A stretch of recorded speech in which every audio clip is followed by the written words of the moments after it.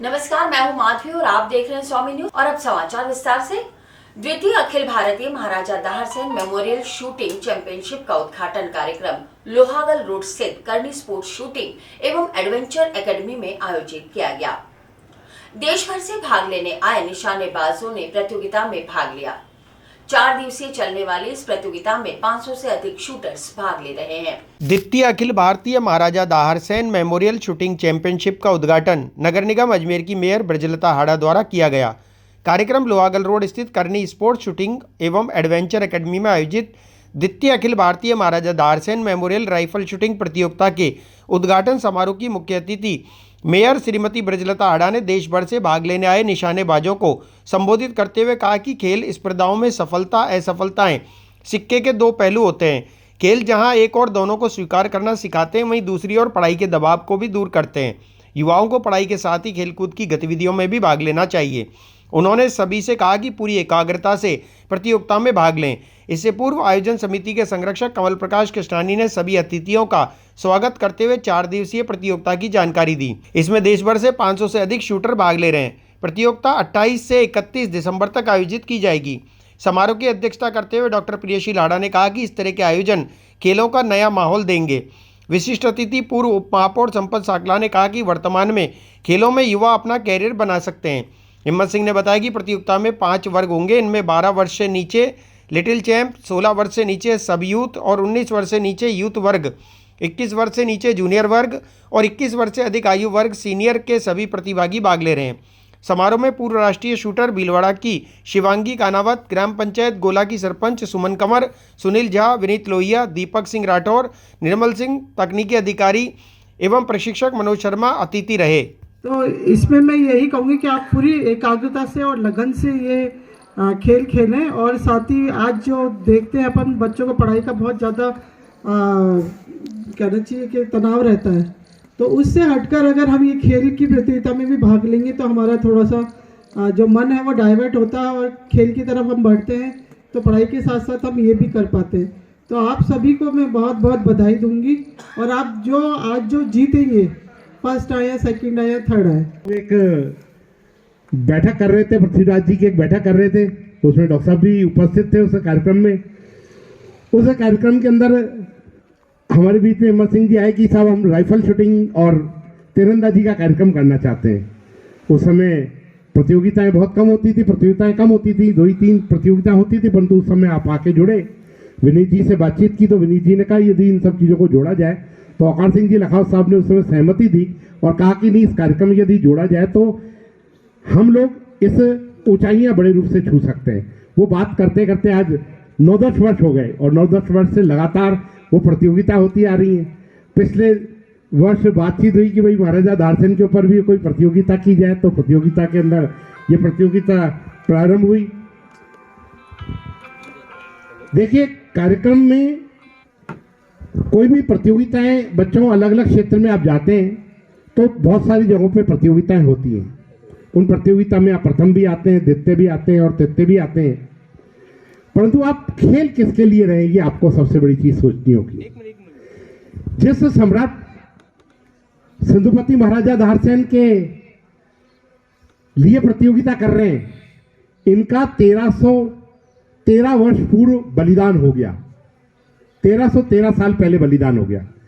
और सीमाओं की रक्षा के लिए, सिंध की जो सीमाएं, जो हिंदुस्तान की पहले सिंध और हिंद एक हुआ करता था, अखंड भारत हुआ करता था, इस सीमाओं की रक्षा के लिए वो स्वयं तो बलिदान हुए, उसके साथ साथ उनकी पत्नी लाडीबाई का भी जोर हुआ और उनकी दोनों पुत्रियां अपने पिता का और माता का बदला लेने के लिए उन्होंने भी अपने आप को उसको मोहम्मद बिन वासिम को समाप्त कर और स्वयं को भी उन्होंने अपने आप को बलिदान कर दिया। ऐसा इतिहास में बहुत कम मिलता है कि पूरा परिवार बलिदान हो गया हो। ऐसे व्यक्तित्व के लिए आप राइफल शूटिंग का आज ये आयोजन के अंदर आप लोग शामिल हुए हैं। 2012 में हमने ये एकेडमी ओपन करी थी अजमेर में। उस समय शूटिंग के बारे में कोई नहीं जानता था। एक मयो कॉलेज या मयूर स्कूल, यहाँ एक रेंज थी, तो बाहर वालों का इससे शूटिंग गेम से कोई लगाव नहीं था, ना कोई जानता था।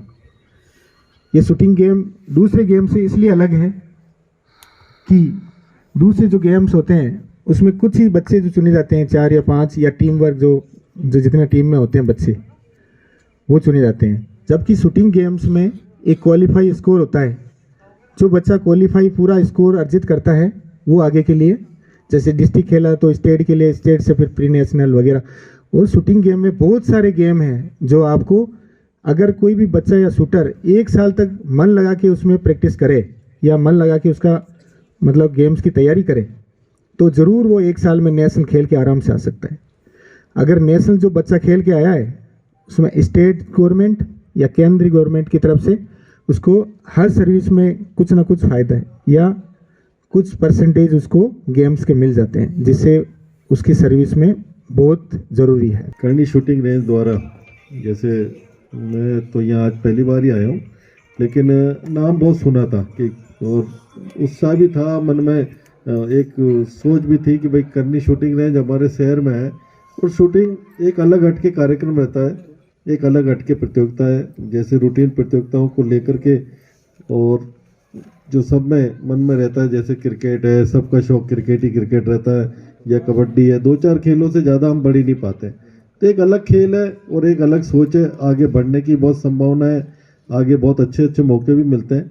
तो ऐसी प्रतियोगिताओं को लेकर के जो हमारे करनी शूटिंग रेंज के जो संस्थापक है, इनको भी आज बहुत बहुत बधाई देता हूं, क्योंकि आज व्यक्तिगत रूप से भी और यहाँ आने का मौका मिला।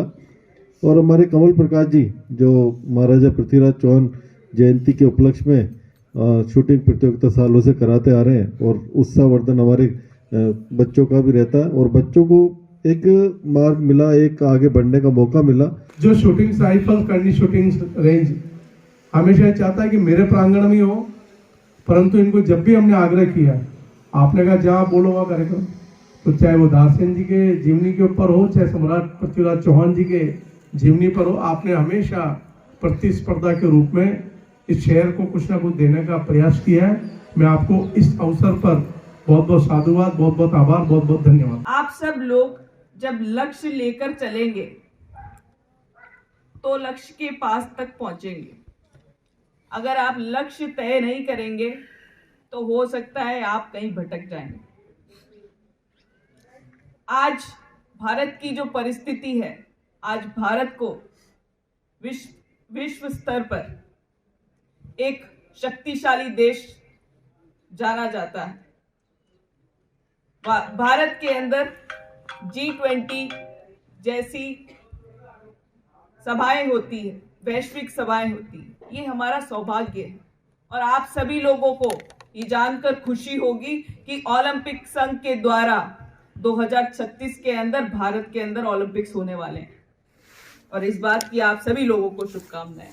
और मैं ये भी आशा करती हूँ कि ओलंपिक्स के अंदर शूटिंग का प्रतिनिधित्व सबसे ज्यादा हो। दोस्तों, जब शूटिंग गेम चालू किया जाता है तो बहुत सी बातें होती है, कई बार बच्चे बोर भी हो जाते हैं। मैं भी आप ही लोगों के खेल से आती हूँ, मैं खुद एक शूटर हूँ और एक खिलाड़ी होने के नाते एक सबसे अच्छी बात आपको बताना चाहूंगी। खेल एक ऐसी चीज है जो आप कभी नहीं छोड़ सकते। अगर आप एक बार अजमेर डेयरी अध्यक्ष रामचंद्र चौधरी ने आज अजमेर जिले के समस्त डेयरी बूथ पर डेयरी प्रोडक्ट और खाद्य पदार्थों के अलावा अन्य सामान पाए जाने पर सख्ती के निर्देश दिए।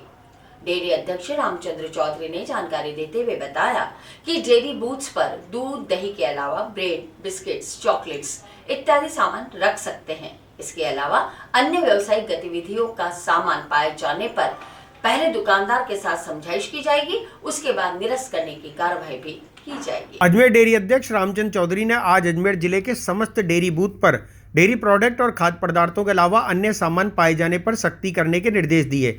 इस संबंध में डेयरी अध्यक्ष रामचंद्र चौधरी ने जानकारी देते हुए बताया कि डेयरी बूथों पर दूध दही घी के अलावा ब्रेड, बिस्कुट, चॉकलेट इत्यादि सामान रख सकते हैं, लेकिन इसके अलावा अन्य सामान पाए जाने पर पहले दुकानदार के साथ समझाइश की जाएगी, उसके बाद निरस्त करने की कार्यवाही भी की जाएगी। जो गलती करता हुआ पाया जाएगा बूथ वाला, उसको जो है वार्निंग देंगे, हाथों हाथ उसको सुधार कराएंगे ऑन द स्पॉट, और सुधार नहीं करेगा तो उसका निरस्त कर देंगे। आप ही सोचते हो क्या क्या होना चाहिए। डेयरी बूथ में ब्रेड होनी चाहिए, बिस्कुट होनी चाहिए, बच्चों के लिए बिस्कुट नाश्ते के लिए चाहिए, ऐसे ही जो है अंडे भी जो है बोर से ले जाकर आमलेट बनाते हैं नाश्ते में, ये चीज़ें रख सकते हैं। बाकी दूसरी चीज़ें नहीं रखना अलाउड नहीं है। फिर भी जो मनुष्य के काम आने वाली चीज़ है वो रखते हैं तो वो ठीक है। और ये नहीं होगा कि गुटखा तम्बाकू का मैं खिलाफ हूँ, नहीं रखना। बिल्कुल सख्ती कर क्या किया जाए, आप कहोगे जो कर देंगे, सख्ती करेंगे। और सबसे विनम्र प्रार्थना मेरे बूथ वालों से है कि वो वापिस रास्ते से जो भटक गए सही रास्ते पर आ जाए, अन्यथा आपको उनको परेशानी नहीं, वो बंद करो। चाय बनाने का मतलब हमारा दूध नहीं बिकेगा, केवल चाय में डलेगा उतना ही तो बिकेगा। इसलिए जो है हमने कमेटी बना दी है, कल भी विजिट किया, एक एक्शन लिया हमने, आगे और लेंगे। जो भी आपकी शिकायत होगी उसको पूरा कार्रवाई हमारे पास सब कुछ है। किस तरह की कार्रवाई? उसको बूथ को भी हटवा सकते हैं हम, कैंसिल कर निरस्त करके, और नगर निगम को कहेंगे इसको हटाओ। नहीं, हम जो है उनको 7 दिन, आप कह रहे हैं तो 7 दिन में चालू करवा देंगे, नहीं करेगा तो बूथ निरस्त करवा देंगे। जिले भर में कांग्रेस का स्थापना दिवस बड़ी धूमधाम से मनाया गया। इसमें अजमेर शहर जिला कांग्रेस कमेटी द्वारा कांग्रेस के मुख्य कार्यालय केसरगंज पर स्थापना दिवस मनाया गया। तो वहीं पुष्कर ब्लॉक कांग्रेस कमेटी की ओर से नगर कांग्रेस की ओर से घाटबाई गणेश जी रोड स्थित कांग्रेस का स्थापना दिवस मनाया गया। इस मौके पर कांग्रेस पार्टी का ध्वजारोहण किया गया। अजमेर शहर जिला कांग्रेस कमेटी द्वारा कांग्रेस का 139वां स्थापना दिवस केसरगंज स्थित कांग्रेस मुख्यालय पर मनाया गया। इस अवसर पर निवर्तमान अध्यक्ष विजय जैन ने कहा कि कांग्रेस पार्टी ने हमेशा देशवासियों को आपसी सद्भावना और भाईचारे में बांधकर रखा। उन्होंने कहा कि देश को आजाद करने में कांग्रेस के नेताओं ने अपना बलिदान देकर महत्वपूर्ण भूमिका निभाई थी। 139वें स्थापना दिवस पर अजमेर शहर जिला कांग्रेस कमेटी की ओर से सभी शहरवासियों को हार्दिक बधाई व शुभकामनाएं।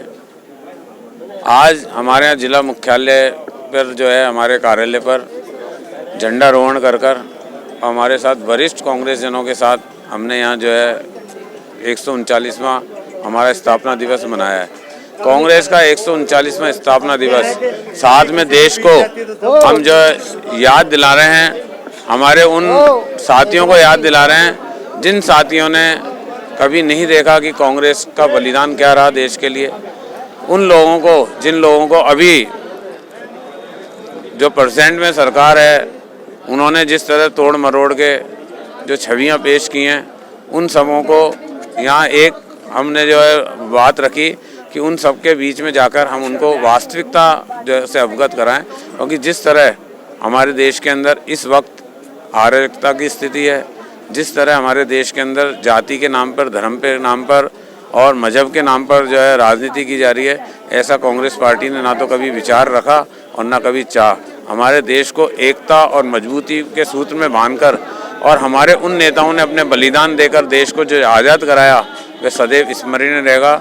मैं इतना ही सब साथियों से निवेदन करता हूं कि हमारे कांग्रेस पार्टी की रीति नीति और कांग्रेस पार्टी ने जिस तरह हमारे नेताओं का बलिदान दिया है, उनको स्मरण करते हुए हम जो है पुनः जो है एक बार देश के अंदर कांग्रेस की सरकार बनाएंगे और हमारे जो है देश के अंदर हमारे कांग्रेस की सरकार बनाकर देश को फिर एक मजबूती और विकासशील देश के रूप में विकसित करेंगे। जय भारत जय। आज कांग्रेस का स्थापना दिवस है।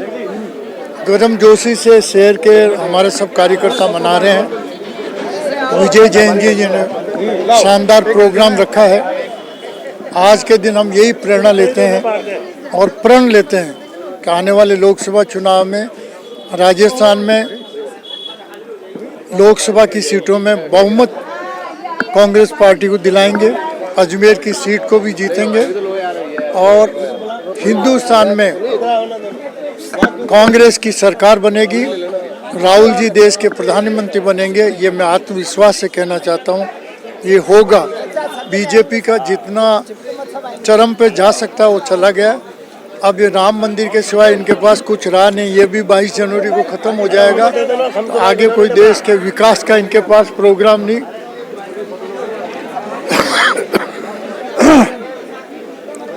इनके जो है राजीव जी जो पूर्व से पश्चिम की जो यात्रा निकाल रहे हैं, तो उसमें सारी इनकी हवा निकल जाएगी बीजेपी की।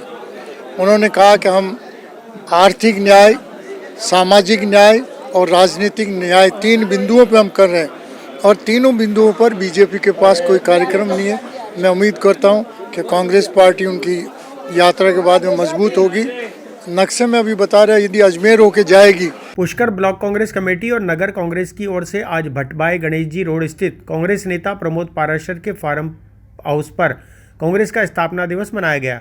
ब्लॉक प्रवक्ता शरद वैष्णव ने बताया कि इस मौके पर कांग्रेस पार्टी का ध्वजारोहण कर पार्टी की रीति नीति पर चलने का संकल्प लिया गया। इस दौरान कांग्रेस के पदाधिकारी दामोदर मुखिया, बैजनाथ पाराशर, ओम प्रकाश तिगिया, पार्षद ओम प्रकाश डोलिया, गोपाल तिलोनिया, शरद वैष्णव, कांग्रेस नेता जगदीश कुर्डिया, जगदीश पेंटर, आलोक भारद्वाज, प्रेम प्रकाश बाकोलिया, संजय दग्दी, प्रमोद पाराशर, भागचंद दग्दी, विकास मुखिया, सोनू नागोरा, मधुसूदन पाराशर, जितेंद्र गहलोत सहित अनेक कांग्रेसजन उपस्थित रहे। तो 38वां कांग्रेस का स्थापना दिवस था, जो हमने आज कांग्रेस का ध्वज लहराकर ये स्थापना दिवस मनाया। आज हमारी अखिल भारतीय राष्ट्रीय कांग्रेस पार्टी का 138वां जन्मदिन था और इसे हमने ब्लॉक कांग्रेस कमेटी के तत्वाधान में और नगर कांग्रेस कमेटी के तत्वाधान में मनाया। इस कार्यक्रम के अंतर्गत हमने कांग्रेस पार्टी का झंडे का झंडारोहण किया तथा कांग्रेस पार्टी की रीति नीति पर चलने का आह्वान किया और इसमें हम सभी पार्षदगण, नेता प्रतिपक्ष और सभी जनप्रतिनिधि और पदाधिकारी। चेन्नई निवासी एक व्यक्ति के साथ अजमेर में बकरे बेचने के नाम पर लाखों रुपए की धोखाधड़ी होने का मामला सामने आया है। पीड़ित ने जानकारी देते हुए बताया कि उसने अजमेर निवासी एक दलाल को 10 लाख रुपए बकरे खरीदने के लिए दिए, लेकिन उसने ना तो बकरे चेन्नई में भेजे और ना ही पैसे वापस लौटा रहा है। इस संबंध में 3 महीने से पीड़ित परेशान है। पीड़ित द्वारा रामगंज थाने में आरोपी के खिलाफ मुकदमा दर्ज कराया गया। पुलिस मामले की जांच कर रही है। बकरे बेचने के नाम पर लाखों रुपए की धोखाधड़ी का मामला सामने आया। चेन्नई निवासी पीड़ित व्यक्ति ने जानकारी देते हुए बताया कि 3 महीने पूर्व उन्होंने अजमेर के नवाब नामक दलाल से मुलाकात की और 10 लाख रुपए में सौदा किया। इस पर आरोपी ने 95 बकरा चेन्नई बेचने का वादा किया और रकम एडवांस में लेकर जमा भी कर ली। उसके बाद आरोपी द्वारा ना तो बकरे भेजे गए और ना ही पैसे वापस लौटाए जा रहे हैं। चेन्नई निवासी पीड़ित आलम ने बताया कि उनके अलावा एक व्यक्ति और है जिसके 6 लाख रुपए भी हड़प लिए गए हैं। उन्होंने बताया कि वे 3 महीने से अजमेर में ही रुके हुए हैं और इसके बारे में पुलिस अधीक्षक से मुलाकात की। उसके बाद मामला रामगंज थाने में दर्ज हुआ, लेकिन अभी तक आरोपी फरार है। पीड़ित ने बताया कि उन्होंने भी किसी से और से पैसे लेकर इस व्यापार में लगाए थे। अब उन्हें लोग परेशान कर रहे हैं। अस्सलाम वालेकुम, मैं चेन्नई से आया हूँ, इधर पे बकरा व्यापार के लिए आया हूँ। क्या हुआ आपके साथ? बकरा व्यापार के लिए आया था। इधर बकरा खरीदने के लिए मंडी में नवाब नाम का एक दलाल को हमने मुलाकात की माल परचेस करने के लिए। वो हमसे बात किया और डील किया माल का। हमने पेमेंट दिया 10 लाख, 5 लाख कैश और 5 लाख अकाउंट पे दिया और हमारे सामने वो माल रवाना किया, लेकिन वो माल अपने को नहीं पहुंचा। माल वो किसी और को दे दिया। फिर 3 महीना हो गया, आजकल का यही बहाना बता रहा है।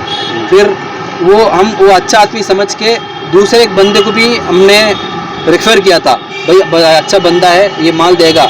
उसका 6 लाख 10 हज़ार है, मेरा अलग है 10 लाख और ये बंदे का 6 लाख 10 हज़ार है। इसका भी वो धोखा किया है। लोकनाथन नाम का एक बंदा चेन्नई से आया था, फिर वो अपना गांव का है, ये तो इधर हमने सोचा अच्छा बंदा है, इसके साथ ले लो।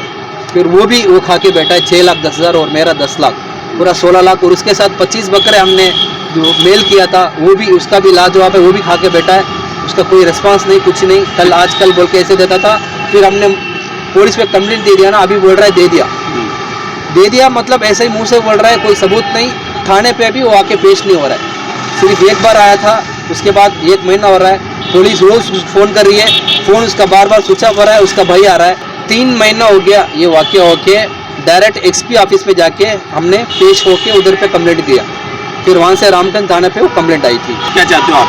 हमको इंसाफ मिलना चाहिए, बहुत जल्दी से जल्दी एक्शन लेना चाहिए। 3 महीना हम इधर ही हैं, समझ लो।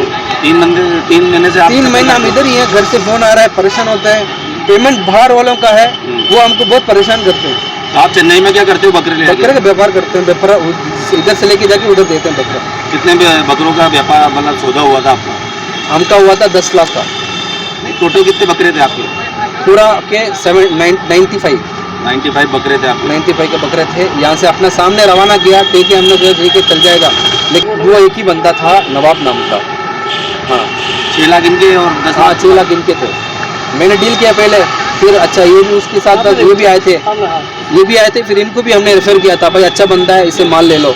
फिर इसके साथ भी धोखा हमारे साथ। पुष्कर पुलिस ने बुधवार को बजरी माफिया व धोरों में दौड़ती अवैध जीप्स के खिलाफ कार्रवाई करते हुए ट्रैक्टर, थार, जीप और मारुति वैन गाड़ियां जब्त की। पुलिस द्वारा उनके खिलाफ अलग अलग मुकदमे बनाकर 22 वांछितों पर कार्रवाई भी की गई। पुष्कर पुलिस ने बुधवार को बजरी माफिया और धोरों में दौड़ती अवैध जीपों के खिलाफ कार्रवाई करते हुए ट्रैक्टर, थार, जीप और मारुति वैन गाड़ियां जब्त की। इनके खिलाफ अलग अलग मुकदमे बनाकर 22 वांछितों पर कार्रवाई भी की गई।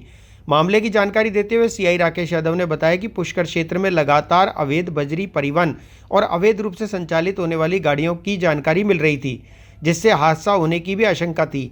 इसके साथ ही वांछित अपराधियों पर भी कार्रवाई के निर्देश दिए गए थे, जिस पर पुलिस ने कार्रवाई करते हुए अवैध रूप से चलाई जाने वाली 11 ट्रैक्टर, ट्रॉली, बजरी सहित अनेक वाहन जब्त किए। चलिए, कई दिनों से सूचना मिल रही थी कि अवैध बजरी परिवहन हो रहा है, तो उन पे आज एक अभियान चलाया गया जिसमें 9 बजरी के ट्रैक्टरों को उनको जब्त किया गया है बजरी से भरे हुए, और थार जीप पे भी अवैध रूप से जो चल रही है उन पे भी कंटिन्यू आज कार्रवाई करके सुबह, दिन में, शाम को तो 11 थार जीपें और कुछ वैन ये जब्त की गई हैं। अब डी साहब ने आतन अपराधी वगैरह, शराब माफिया वगैरह, भूमाफिया और इनके खिलाफ जो हार्डकोर क्रिमिनल्स हैं उन सब के खिलाफ विशेष अभियान चलाया जा रहा है। उसके तहत आज पुष्कर पुलिस ने, थाना पुलिस ने कार्रवाई करते हुए 22 अलग अलग प्रकरणों के अंदर 22 व्यक्तियों को गिरफ्तार किया है।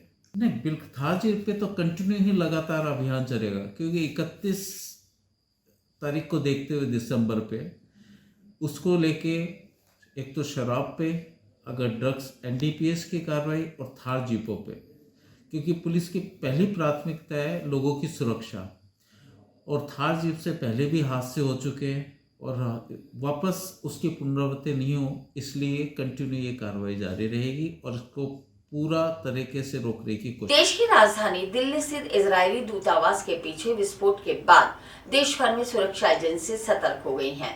पुष्कर स्थित इजरायली धर्मस्थल बेत खबात की सुरक्षा भी बढ़ा दी गई है और इजरायली नागरिकों की सुरक्षा के लिए पुलिस ने एहतियात के तौर पर कई बड़े कदम उठाए हैं।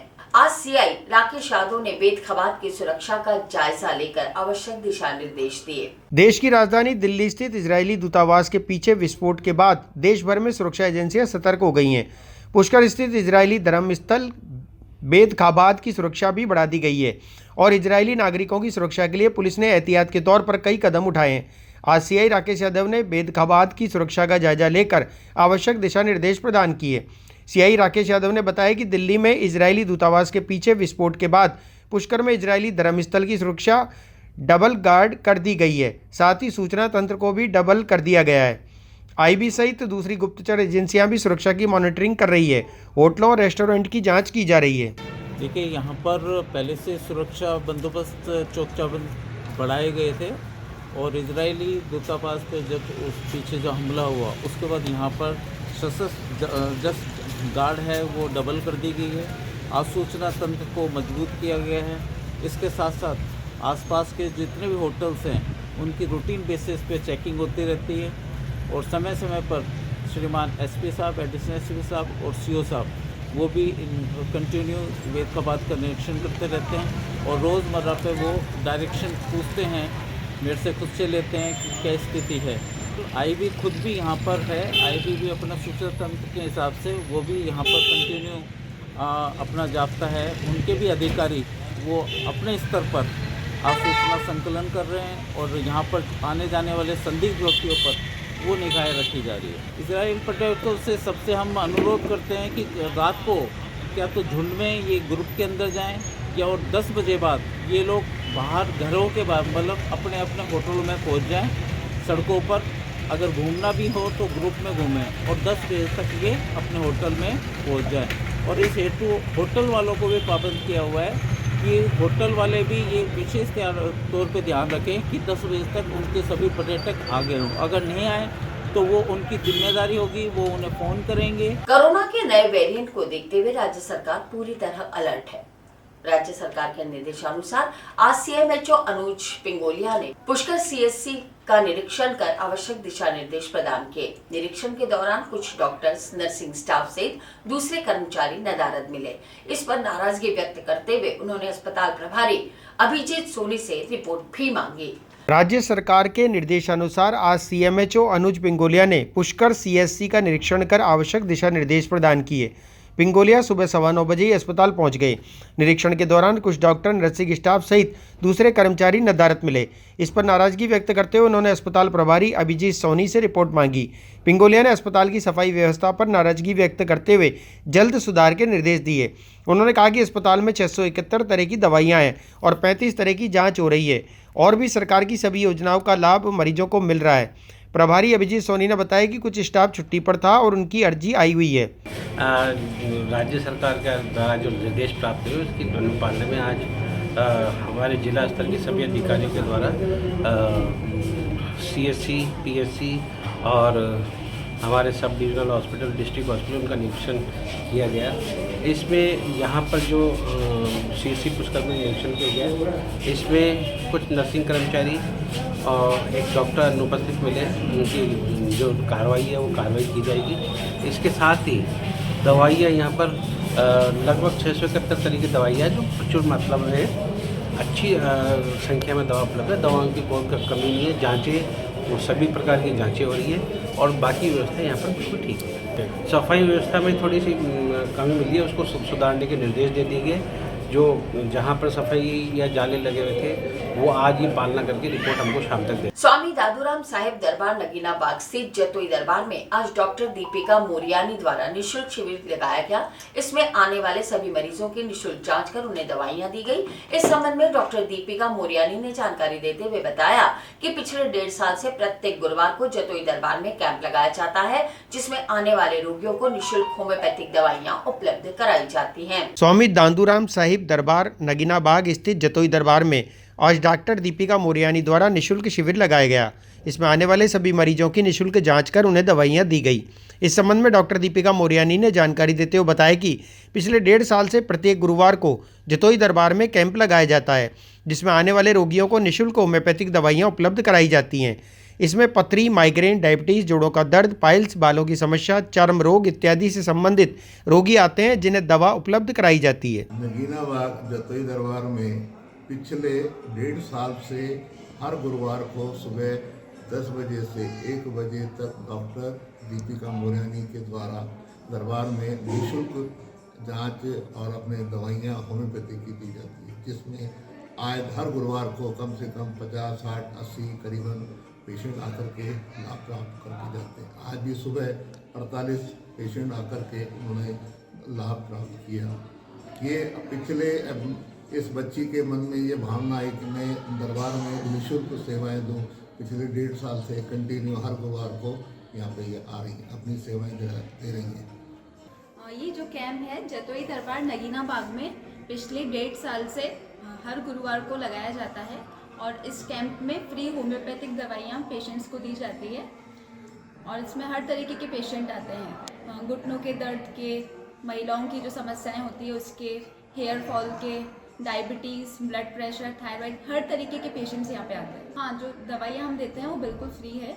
ये जो कैंप है सुबह 10 से 1 बजे तक। संभाग के सबसे बड़े जेएलएन अस्पताल में पहली बार एक बुजुर्ग व्यक्ति के पेट की जटिल बाईपास सर्जरी की गई। चिकित्सकों ने जानकारी देते हुए बताया कि 71 वर्षीय मरीज जो कि बीड़ी पीने का आदी था, समय के साथ उसकी रक्त वाहिकाओं में रुकावट उत्पन्न हो गई, जिसके कारण वह चलने फिरने में असमर्थ हो गया। इस पर डॉक्टर्स की टीम ने बुजुर्ग का ऑपरेशन किया, सर्जरी हुई। आज 8 दिन बीत जाने पर भी बुजुर्ग को डिस्चार्ज करने की तैयारी की गई। अजमेर के जवाहरलाल नेहरू चिकित्सालय में पहली बार एक 71 वर्षीय वृद्ध की पेट की जटिल बाईपास सर्जरी की गई।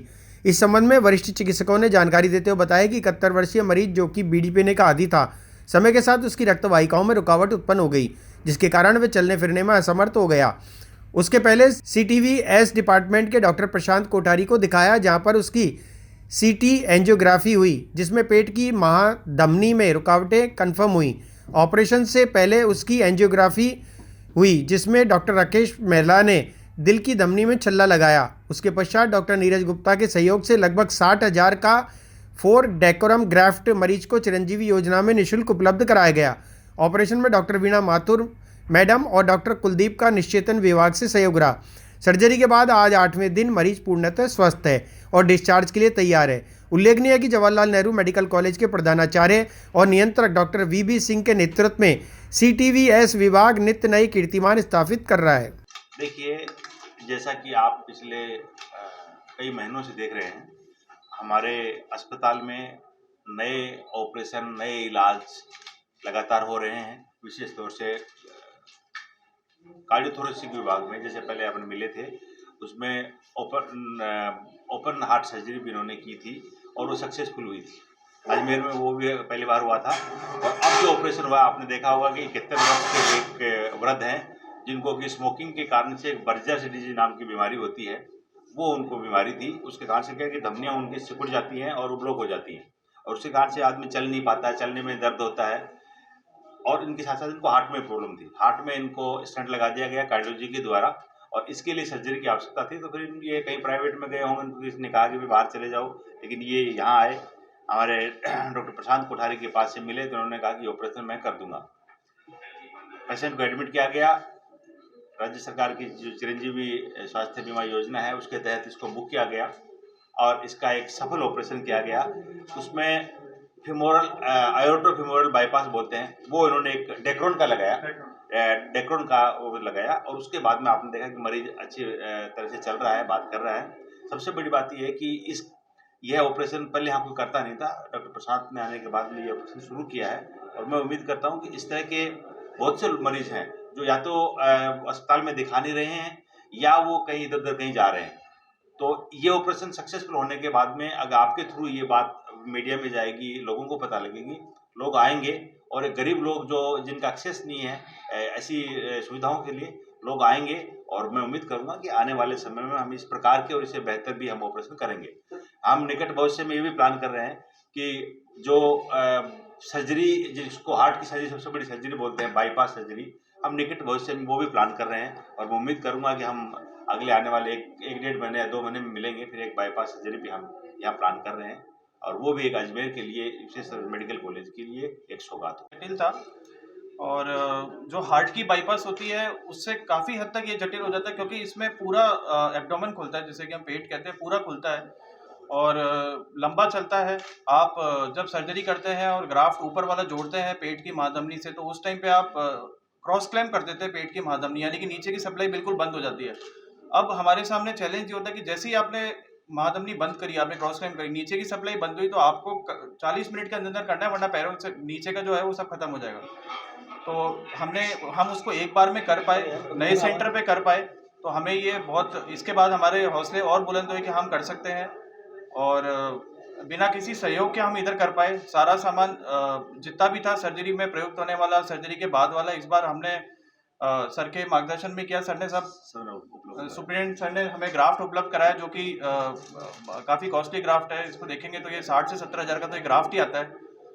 और ऑपरेशन के बाद में सबसे इम्पोर्टेंट चीज़ जो रहती है वो ये रहती है कि पेशेंट की दोबारा से खाने पीने का हो जाए, उसकी अंतड़ियों में मूवमेंट आए, जो कि उसका आ गया, चलना फिरना उसका रहा। और हमने जब इस पेशेंट को प्लान किया था, तो ये जो डिजीज़ होती है ये खाली पेट की महाधमनी में नहीं, ये हृदय की में ही होती है, जिसके लिए हम बाईपास करते हैं। तो जब हमने इसको देखा तो हम एक बार तो तैयार हुए कि हमें इसका बाईपास करना पड़ेगा। तो हमने इसकी एंजियोग्राफी कराई, हार्ट की कोरोनरी एंजियोग्राफी में इसका ब्लॉकेज पाया गया, जैसा कि उम्मीद भी थी, लेकिन खाली एक नस में हुआ। तो जिसके लिए डॉक्टर राकेश महला ने इसकी एंजियोप्लास्टी करी, इसमें छल्ले डाले। उसके बाद में हमने 20 दिन इस पेशेंट को रुकाया, क्योंकि छल्लों के तुरंत बाद हम सर्जरी नहीं करते, हम इनको रोकते हैं। उसके बाद में हमने इसको लिया सर्जरी के लिए। डॉक्टर साहब के नवाब हुआ या बीमारी है, यहाँ से लेके यहाँ तक ये पैर काम नहीं करा, चालने नहीं आओ मारो। डॉक्टर साहब की वही ऑपरेशन तो हो ही पण बड्डो है, आजा भर्ती हो जा, पचे भर्ती कर दिए। अरे ये ऑपरेशन हो जाओ 15 दिन 10-12 दिन हो जाओ, पर कोई को इलाज करवाड़ो नहीं चाहिए। चाल बाम तकलीफ ही, और ये पैर का अंगूठा है ना, अयोध्या राम जन्मभूमि से आए पूजित अक्षत्र कलश को लेकर एक कलश यात्रा श्री राम मंदिर प्राण प्रतिष्ठा समारोह समिति पुष्कर द्वारा गायत्री शक्तिपीठ से निकाली गई। कलश शोभा यात्रा में शामिल श्रद्धालु भगवान श्री राम के जयकारे लगाते हुए चल रहे थे। कलश यात्रा नगर के मुख्य मार्गों से होती हुई ब्रह्मा मंदिर पहुंची। अयोध्या राम जन्मभूमि से आए पूजित अक्षत कलश को लेकर एक कलश यात्रा पूजन का श्री राम मंदिर प्राण प्रतिष्ठा समारोह समिति पुष्कर द्वारा गायत्री शक्तिपीठ से निकाली गई। कलश शोभा यात्रा में शामिल श्रद्धालु भगवान श्री राम के जयकारे लगाते हुए चल रहे थे। कलश यात्रा नगर के मुख्य मार्गों पर पुष्प वर्षा कर भव्य स्वागत किया गया। इस अवसर पर राष्ट्रीय स्वयंसेवक संघ, विश्व हिंदू परिषद और बजरंग दल के कार्यकर्ताओं ने बुधवार को अक्षत कलश यात्रा रैली गायत्री शक्तिपीठ से निकालकर अक्षत कलश यात्रा नगर के बाजारों से निकाली। बाजारों से होती हुई यात्रा ब्रह्मा मंदिर पहुंची, जहां कलश को स्थापित किया गया। श्री राम जन्मभूमि अयोध्या में भगवान श्री राम की प्राण प्रतिष्ठा हेतु जन जन को निमंत्रण देने के लिए ये श्री अक्षत यात्रा है, जो गायत्री शक्तिपीठ से लेकर जगत पिता श्री ब्रह्मा जी महाराज के मंदिर तक आई है। जन जन को जगाना है, राम राज्य लाना है, ये हमारा पवित्र उद्देश्य है, घोषित उद्देश्य है। हम सब जनों को, भारतीय नागरिकों को, देशभक्तों को, राम सेवकों को, राम भक्तों को हम भगवान से जोड़ेंगे, भक्ति में लगेंगे और जन जन को सुखी बनाएंगे। देवी के भौतिक के ताता राम राज काहू नहीं व्यापा, ऐसा जन जन को सुखी बनाने का, राम राज्य लाने का प्रथम संकल्प है। सबको अक्षत निमंत्रण घर घर जाके निमंत्रण देंगे, सबको अयोध्या आने का निमंत्रण देंगे। सब लोग अयोध्या आए, यथाशक्ति, यथासंभव, यथासाध्य वो भगवान का दर्शन करें। कि 500 साल की गुलामी के कलंक को धोने का पवित्र अवसर है। जगत में ब्रह्मा जी महाराज की तीर्थ गुरु पुष्कर राज की पवित्र भूमि में सबके सहयोग से महान कार्य हुआ है, ऐतिहासिक कार्य हुआ है, धार्मिक कार्य हुआ है और सबका सहयोग अपेक्षित है। सब पत्रकारों हो, सब जनता का, कार्यकर्ताओं का, अधिकारियों का, सब जनता का, सबका सहयोग अभिष्ट है, वांछनीय है। आपका नाम? 22 जनवरी को अयोध्या में राम जन्मभूमि में जो उनकी मूर्ति की स्थापना होनी है, उस कार्यक्रम को लेकर पुष्कर उपखंड के सभी गांवों में जो पीले चावल का प्रोग्राम, सभी घर घर बांटने का जो प्रोग्राम सभी में रखा गया, उसको लेकर आज पुष्कर उपखंड की शुरुआत गायत्री मंदिर से लेकर और ब्रह्मा मंदिर तक यात्रा, कलश यात्रा के रूप में ये कार्यक्रम रखा गया, जिसमें सभी श्रद्धालुओं ने बढ़ चढ़कर हिस्सा लिया। अब ये ऐसे ही कार्यक्रम जो नीचे गाँव, पुष्कर उपखंड के जो नीचे ग्राम पंचायत है, जो मंडल के स्तर है, वहाँ पर भी ऐसे ही कार्यक्रम आयोजित किए जाएंगे और घर घर पीले चावल वितरित किए जाएंगे। का जो भव्य मंदिर श्री रामलला का बन रहा है, इसके उपलक्ष्य में देश भर में कार्यक्रम हो रहे हैं। वो अक्षत और का कार्यक्रम हो रहा है। अक्षत्र पहुँचे हैं, पीले चावल जिनको हम कहते हैं, घर घर निमंत्रण देने का और पत्रक आया है। 5 टोलियाँ पुष्कर की बनी है, पुष्कर नगर की 5 बस्तियों में विस्तृत करके प्रत्येक घर पर जाने का प्रोग्राम है निमंत्रण का, और अधिक से अधिक मात्रा के अंदर माताओं बहनों को इस कार्यक्रम से जोड़ के दिव्य भव्य राष्ट्र का, राम राज्य की परिकल्पना को साकार करने का कार्यक्रम रहेगा।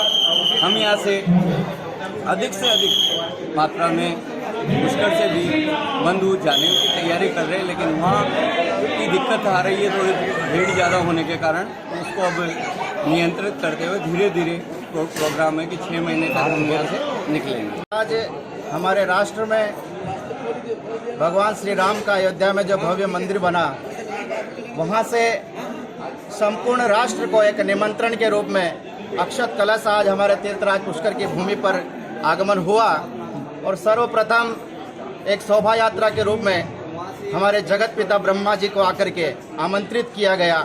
और मैं तो यही मानता हूँ कि संपूर्ण सृष्टि के रचयिता ब्रह्मा जी हैं, तो ब्रह्मा जी को यदि निमंत्रण मिल चुका है तो मेरे हिसाब से किसी पर्सनल व्यक्ति को कोई आमंत्रित करने की आवश्यकता नहीं है, क्योंकि जगत पिता ब्रह्मा जी हमारे सबके पिता हैं और हम उनकी संतानें हैं। और 14 वर्ष तक हमारे आराध्य राम वनवास में रहे थे, तो जब अयोध्या वो लौटे तो पूरी अयोध्या एक दिवाली के उत्सव के रूप में जगमगा उठी और भगवान राम का बहुत भव्य स्वागत हुआ। मैं संपूर्ण राष्ट्र के वासियों से और संपूर्ण सनातन वासियों से यही आह्वान करना चाहता हूँ, वो तो 14 वर्ष का वनवास था, लेकिन हमने इन आंखों से 500 वर्ष का भी वनवास देखा है और आज वो 500 वर्ष का वनवास पूर्ण हुआ और हमारे आराध्य जो एक त्रिपाल में विराजमान थे, वो आज एक भव्य महल में विराजमान हो रहे। उस समय वो अयोध्या आए थे, लेकिन वो अब हमारे राष्ट्र का गौरव बन करके आए हैं। तो मैं सभी सनातनियों से यही आह्वान करना चाहता हूँ कि हमारे हमारे राष्ट्र में आने वाले 22 जनवरी को एक विशाल दिवाली नहीं, एक महा महोत्सव होना चाहिए। ये राम मंदिर की स्थापना नहीं है, ये राम राज्य की स्थापना है और सनातन राष्ट्र की और हिंदू राष्ट्र की स्थापना है। इसलिए सभी सनातनियों से मैं आह्वान करना चाहता हूँ कि आज तीर्थराज पुष्कर में बड़ा गर्व महसूस हो रहा है कि अयोध्या से एक अक्षत कलश हमारे यहाँ आकर के हम सभी को आमंत्रित कर रहा है कि हम उस आराध्य के दर्शन करने जाएं। पर मैं तो ये कहता हूँ कि वर्तमान की परिस्थितियाँ वहाँ के अभी उस अनुकूल नहीं है कि हम वहाँ पहुँचे, लेकिन आने वाली 22 जो जनवरी है वहाँ अयोध्या नहीं, हम अपने घर घर को अयोध्या माने, क्योंकि वो राम वहाँ मंदिर में विराजमान नहीं हो रहे, वो हमारे सबके घट में विराजमान हो रहे, हमारे सभी के घर में विराजमान हो रहे।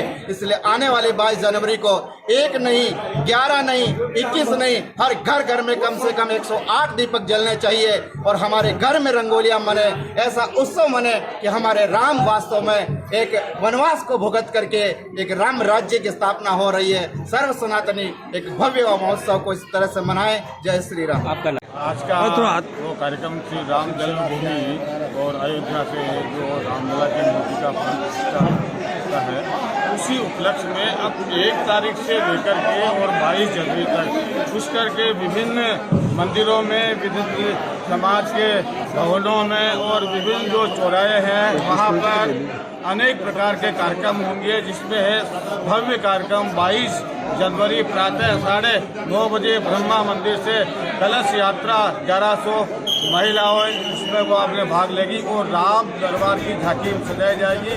बैंड बाजों के साथ में गायत्री शक्तिपीठ तक हो जाएगी। तत्पश्चात ब्रह्म चौक में 1100 सुंदरकांड पाठी सामूहिक रूप से वो पाठ वो करेंगे। सायंकाल अपने ब्रह्म घाट पर, वरा घाट पर, यज्ञ घाट पर, बद्री घाट पर, प्रमुख पुष्कर के घाटों पर क्या अपील करना चाहिए? महाआरती का आयोजन होगा। अतः सभी श्रद्धालुओं से विनम्र निवेदन है कि उस दिन सब इस कार्यक्रम में पधारे एवं सायंकाल अपने घर के बाहर रंगोली करें और 11-11 दीपक अपने घर पे सजाएं। आपका नाम? नंद किशोर महाराज सर, यहाँ का वो अपने और इस कार्यक्रम का अपने नगर। और इसी के साथ ही समाचार बुलेटिन नहीं समाप्त होते। मुझे दीजिए इजाजत। देखते रहें स्वामी न्यूज।